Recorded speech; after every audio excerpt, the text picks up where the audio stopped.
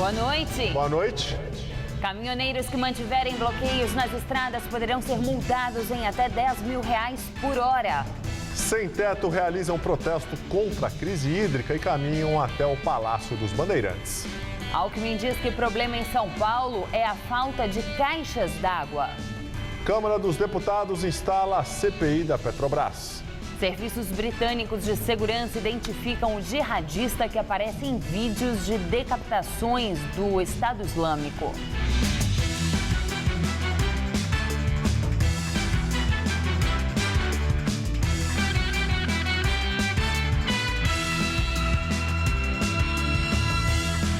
MTST faz ato em São Paulo contra a crise de abastecimento. A repórter Fernanda Azevedo acompanha a manifestação e tem mais informações. Fernanda?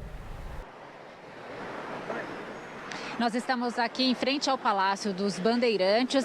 A manifestação se dispersou há cerca de 1 hora. A gente pode conferir agora que a rua aqui em frente ao Palácio já foi liberada para o tráfego de veículos. Ainda há muitas garrafas, sujeira pelo chão que foi deixada pelos manifestantes. Mas dentro do Palácio ainda há 7 integrantes do Movimento dos Trabalhadores Sem Teto que estão reunidos desde 9 horas da noite com o secretário da Casa Civil, Edson Aparecido. Eles têm uma pauta de reivindicações, principalmente sobre a falta de água à tarde e à noite nas periferias da cidade. Segundo o MTST, cerca de 30 bairros de periferia são atingidos com essa falta de água. A manifestação começou por volta das 5 horas da tarde, lá no Largo da Batata. Segundo a Polícia Militar, reuniu 10 mil pessoas.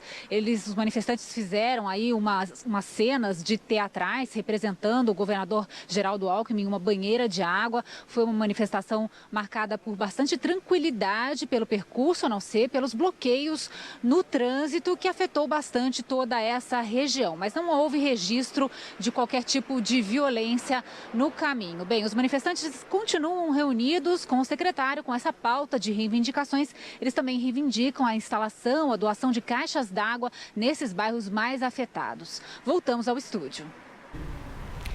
Clínica de hemodiálise em São Paulo recorre à polícia e registra boletim de ocorrência contra a Sabesp.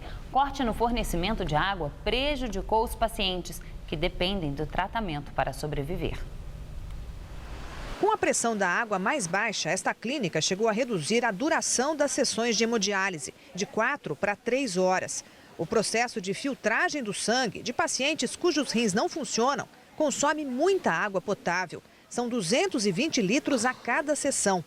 Quando as torneiras secaram, a clínica teve de recorrer ao carro-pipa. Desde o primeiro corte no fornecimento na sexta-feira até o início desta semana, a clínica ligou várias vezes para a Sabesp para reclamar da falta d'água. E a resposta foi sempre a mesma. A companhia disse que tinha apenas reduzido a pressão.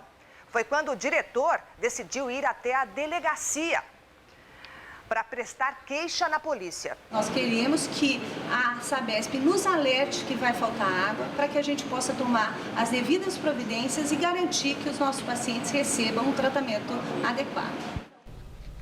Em nota, a Sabesp disse que no dia em que houve o corte da água, disponibilizou um caminhão-pipa para o atendimento emergencial e que a clínica não quis aceitar a oferta.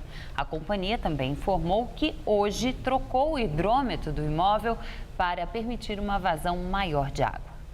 Governador Geraldo Alckmin disse que o problema em São Paulo é a falta de caixas d'água nos imóveis.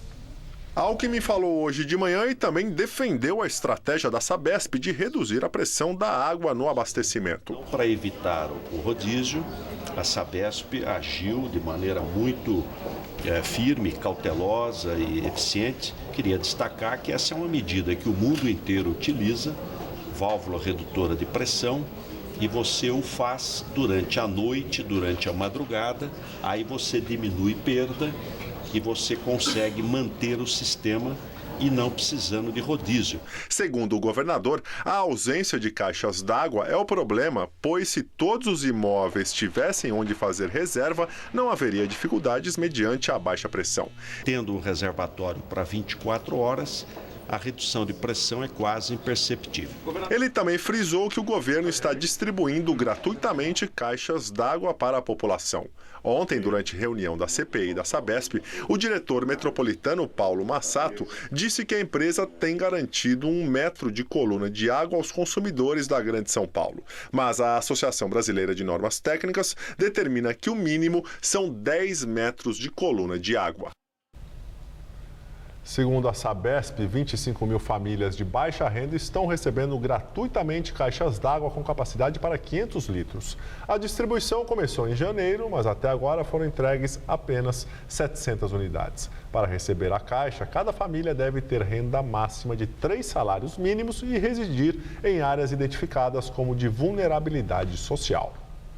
Cantareira registra novo aumento nesta quinta-feira. Outros sistemas que abastecem a região metropolitana de São Paulo também tiveram alta. Segundo dados da Sabesp, o nível do sistema Cantareira subiu 0,3 ponto percentual. Com isso, o reservatório opera agora com 11,1% de sua capacidade. Um dos motivos para o manancial vir se recuperando aos poucos está relacionado com as chuvas registradas neste mês, bem acima do esperado para fevereiro. O sistema Guarapiranga também voltou a subir, registrando 59,8% de volume armazenado. O Alto Tietê, por sua vez, se manteve estável pelo terceiro dia e opera com 18,3% de sua capacidade de reserva de água. São Paulo registrou altas temperaturas e chuvas, mas foram rápidas e pontuais. Como será que fica o tempo amanhã? Vamos à previsão com Luciana Magalhães. A sexta-feira promete muito sol, calor e as típicas pancadas de chuva de verão. A explicação é o ar quente úmido que continua predominando sobre todo o estado de São Paulo. Com isso, o sol aparece forte na maior parte do dia e à tarde as nuvens ficam mais carregadas e a chuva vem de forma localizada. Em alguns momentos, as pancadas podem ser fortes, mas não devem durar muito tempo. Os termômetros devem chegar na marca dos 35 graus em Votuporanga. Já na cidade de Franca, máxima amanhã de 29 graus. E no litoral vai fazer um calorão de 34 graus. Essa previsão de chuvas fortes, rápidas e localizadas também vale aqui para a região metropolitana de São Paulo. Nessa madrugada, aqui na capital, mínima de 20 e máxima à tarde na casa dos 31 graus. E no fim de semana, o paulistano ganha um refresco. A máxima cai para os 28 graus no sábado e para os 27 no domingo, mas ainda com chuvas a partir da tarde. A Prefeitura divulga novo balanço dos casos de dengue neste ano em São Paulo. O número chegou a 563, mais que o dobro do registrado no mesmo período do ano passado. A Secretaria Municipal de Saúde estima que o número de casos chegue a 90 mil até o final deste ano aqui na cidade de São Paulo. A previsão leva em conta o aumento da doença nas primeiras 6 semanas de 2015. No mesmo período do ano passado, foram registrados 214 casos. Agora já são 563. Uma morte de uma idosa na Brasilândia, zona norte de São Paulo, está sendo investigada. A suspeita é de que tenha sido provocada pela doença. É a região que até o momento apresenta o maior número de casos de dengue. A Coordenação de Vigilância em Saúde está concentrando o trabalho de 2.500 agentes na eliminação de focos e orientação da população. As altas temperaturas, chuvas e o hábito da população de armazenar água por causa da crise hídrica têm sido apontadas como as principais hipóteses para esse aumento tão grande do número de casos de dengue aqui na cidade de São Paulo. Mesmo após determinação judicial, caminhoneiros continuam protestos por todo o país em pelo menos 6 estados. O ministro da Justiça, José Eduardo Cardoso, ameaçou multar em até R$10 mil por hora aqueles que continuarem parados. Cardoso anunciou medidas para coibir a ação de manifestantes que continuam a bloquear as rodovias, descumprindo a ordem judicial. A primeira delas foi a determinação de que proceda a Polícia Rodoviária Federal, como determina a lei, as multas, a aplicação das multas previstas na legislação em relação aos caminhoneiros que estão obstruindo estradas. O ministro também ordenou a abertura de inquéritos para apurar relatos de atos ilícitos nos protestos. Eu determinei ao senhor diretor-geral da Polícia Federal que todas as superintendências da Polícia Federal, todas, em que existam movimentos, abram imediatamente inquéritos para apurar quaisquer ilícitos que estejam ocorrendo. Ontem, em uma reunião com ministros e representantes da categoria, foi apresentado um acordo com uma série de medidas para atender às demandas dos caminhoneiros. Entre elas, a renegociação de dívidas do setor e a garantia de que o preço do diesel não subirá nos próximos 6 meses. Mas mesmo com a aceitação da proposta por parte dos representantes da categoria, hoje os bloqueios nas estradas chegaram ao 8º dia. A maioria das interdições ocorre no Rio Grande do Sul. A greve nacional dos caminhoneiros começou no Paraná, motivada pelos aumentos do preço do diesel e dos pedágios, além da desvalorização dos fretes. O bloqueio das rodovias trouxe vários prejuízos, como falta de gasolina no oeste de Santa Catarina, suspensão da coleta de leite e do abatimento de animais nos estados da região sul e comprometimento de 50% da produção na região norte. Pela manhã, a presidente Dilma Rousseff falou sobre a greve. O governo está fazendo, como vocês viram, todo um esforço na questão da resolução da greve. Procurador-Geral da República, Rodrigo Janot, dá parecer favorável à extinção da pena do ex-deputado José Genuíno do PT, com base no indulto de Natal assinado pela presidente Dilma Rousseff no fim do ano passado. O indulto prevê perdão a todos os condenados atualmente em regime aberto ou prisão domiciliar, desde que faltem até 8 anos para o cumprimento da pena total. Outra condição é ter cumprido ao menos 1/4 da pena, não ser reincidente e ter apresentado bom comportamento na prisão. Para Rodrigo Janot, Genuíno se enquadra nessas regras. Condenado a 4 anos e 8 meses de prisão por corrupção ativa no mensalão petista, o ex-deputado encontra-se em prisão domiciliar. Agora, a decisão do caso fica com o ministro Luiz Roberto Barroso, do Supremo Tribunal Federal. E agora vamos ao comentário de política com José Neumann Pinto. Eu estou muito preocupado com o que pode acontecer nas ruas no Brasil no dia 15, quando as pessoas prometem sair à rua para protestar contra o governo do PT e o PT promete ir à rua para bater nessas pessoas. O ânimo é grave e arriscado dos dois lados. O Lula prometeu o exército do MST, sob o comando de João Pedro Stedley, no famoso ato para salvar a Petrobras na ABI. O resultado desse clima de violência multa é um texto que eu vou ler para vocês de Washington Siqueira, prefeito de Maricá e presidente do PT no estado do Rio. Ele postou no Facebook o seguinte, e desculpem os palavrões, o mau português, mas eu vou reproduzir como ele escreveu. Contra o fascismo, a porrada. Não podemos engolir esses fascistas burguesinhos de merda. Está na hora da militância e dos petistas responderam esses FDPs, você sabe o que é, né? Que dão propina ao guarda, roubam e fazem caixa 2 em suas empresas, sonegam impostos, dão uma de falso moralistas, e querem achincalhar um partido e uma militância que melhorou a vida de milhões de brasileiros. Vamos pagar com a mesma moeda. Agrediu, devolvemos dando porrada. Bom, por enquanto ele está dando muitas, para usar a palavra que ele gosta tanto, porradas na língua portuguesa, que mamãe me ensinou isso, só isso já me agride. Agora, o que me agride mais é saber que o Lula provocou isso, que a Dilma não faz nada para acalmar a situação, né? Ao contrário, fica aí prometendo multar os caminhoneiros através do seu truculento ministro da Justiça, o Alckmin, o Pezão. Nenhuma autoridade brasileira está preocupada com esse clima de violência que está formando, porque você é o trouxa que vai lá bater e apanhar, e eles ficam na boa, porque enquanto vocês brigam na rua, eles continuam mamando na teta impunemente.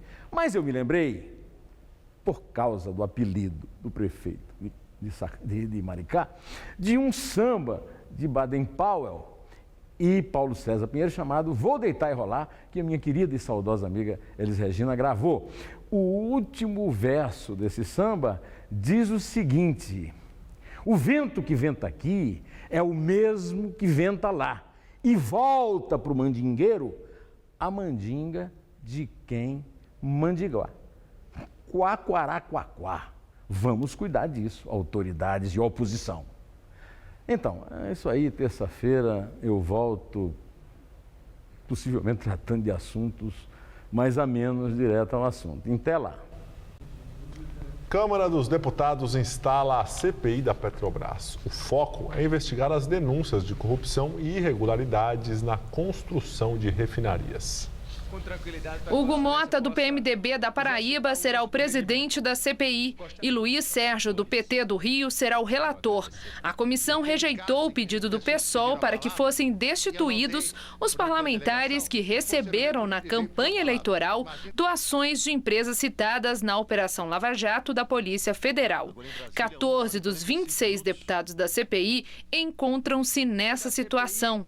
O presidente da comissão disse que o colegiado vai trabalhar com imparcialidade e autonomia. Temos o compromisso de salvar a nossa maior empresa para que nós possamos ver a Petrobras voltar a apresentar balanços positivos e ter o resultado que sempre teve, orgulhando o nosso povo, orgulhando também nós que os representamos aqui nesta casa. A partir da próxima segunda-feira, a CPI vai receber requerimentos dos deputados, incluindo os pedidos de audiência pública e de convocação para interrogatórios. O prazo de funcionamento da comissão é de 120 dias, podendo ser prorrogado por mais 60. A seguir, na Argentina, a justiça rejeita a denúncia contra a presidente Cristina Kirchner. E o rosto por trás do terror. Serviço de inteligência britânico identifica responsável por decapitações do Estado Islâmico.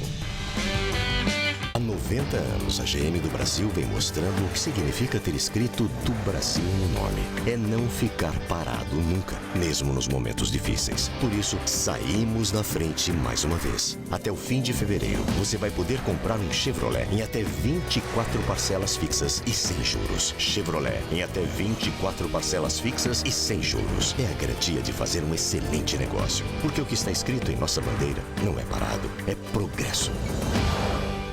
Se você quer estudar jornalismo, relações públicas, publicidade e propaganda ou rádio, TV e internet, a Faculdade Casper Libero é o seu lugar. Quer conhecer? Eu te levo! Aqui a gente aprende na sala de aula e também em laboratórios de rádio, fotografia, edição de imagens e estúdios de TV. Você também pode colaborar em revistas, sites, programas de TV e rádio laboratoriais. E tem oportunidade de estágio dentro da Fundação Casper Libero. São mais de 60 anos de tradição numa localização incrível. Faculdade Casper Libero, formando os melhores profissionais da comunicação. Quer saber mais? Acesse nosso site. Nesta quinta, vamos visitar a cidade de Mariana, em Minas Gerais. Depois curtir mais uma modalidade aquática divertida no Guarujá. É 100% adrenalina esse brinquedo. E para matar a fome, vamos conferir uma lanchonete que prepara pão de queijo de um jeito diferente. Hoje tem, nesta quinta, 11h30 da noite.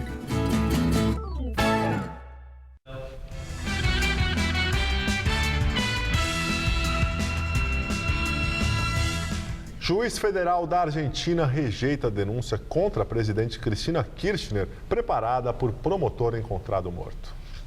O juiz Daniel Rafecas considerou que a análise dos elementos inibe a abertura de um processo penal porque não se sustenta a suspeita de que haveria uma manobra para encobrir ou obstruir a investigação do ataque à organização israelita AMIA. A denúncia foi apresentada pelo promotor Gerardo Policita, que deu prosseguimento ao caso depois da morte misteriosa de Alberto Nisman. O promotor foi encontrado morto com um tiro na cabeça um dia antes de apresentar a denúncia ao Congresso. Ele investigava um suposto encobrimento de Cristina Kirchner a ex-funcionários do governo iraniano no atentado contra o Centro Judaico em Buenos Aires em 1994, no qual morreram 85 pessoas. O promotor Policita deve apelar da decisão. Militantes do Estado Islâmico capturaram pelo menos 220 cristãos no nordeste da Síria nos últimos 3 dias. Entre os reféns, há mulheres, crianças e idosos. Segundo a Rede Síria de Direitos Humanos, com base na Suécia, o Estado Islâmico tenta trocar os reféns por jihadistas presos pelos curdos, que são apoiados pela coalizão internacional. E os serviços britânicos de segurança identificaram o jihadista que aparece em vídeos de decapitações do Estado Islâmico.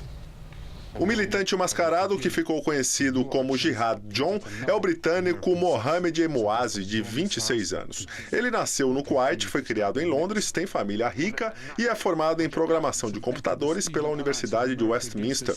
Ele teria viajado para a Síria em 2012. O Estado Islâmico publicou na internet vídeos em que militantes destroem estátuas e esculturas milenares. Algumas das peças foram identificadas como antiguidades do século 7 a.C. Um militante justifica que o Islã não permite a idolatria de estátuas. A edição das 10 do Jornal da Gazeta termina aqui. Boa noite. Fique agora com o Rony Von no Todo Seu. Uma ótima noite para você e até amanhã.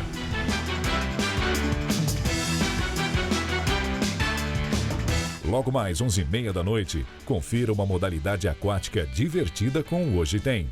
Assista agora, Todo Seu.